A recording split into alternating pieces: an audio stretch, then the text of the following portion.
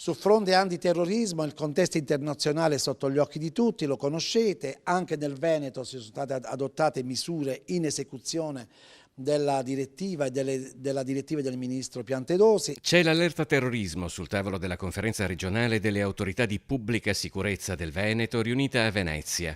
A Ca' Corneri il prefetto Michele Di Bari ha presieduto l'incontro con i procuratori distrettuali antimafia di Venezia e Trieste, tutti i prefetti e tutti i questori del Veneto, i comandanti regionali di Carabinieri e Guardia di Finanza con tutti i loro comandanti provinciali e il dirigente del centro operativo della DIA del Veneto. Noi abbiamo ben presente durante l'ordinarietà che comunque esistono obiettivi sensibili. Ci sono alcuni obiettivi sensibili che necessitano però di una priorità e di una maggiore attenzione.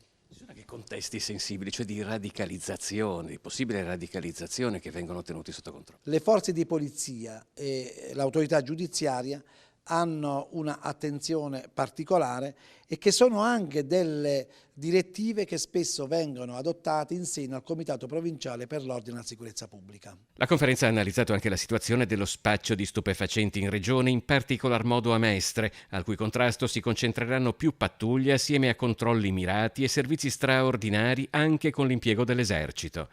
I delitti in generale in Veneto sono in diminuzione, ma è la macrocriminalità che spaventa, come le infiltrazioni di mafia, 'ndrangheta e camorra, già al centro di grossi processi. I fenomeni malavitosi, soprattutto quando c'è una infiltrazione, questa infiltrazione ha requisiti di flessibilità, di mimetizzazione che rispetto al passato si riesce sempre con difficoltà ad individuare, ma che queste risposte giudiziarie però nel Veneto hanno dato un esito fortemente positivo.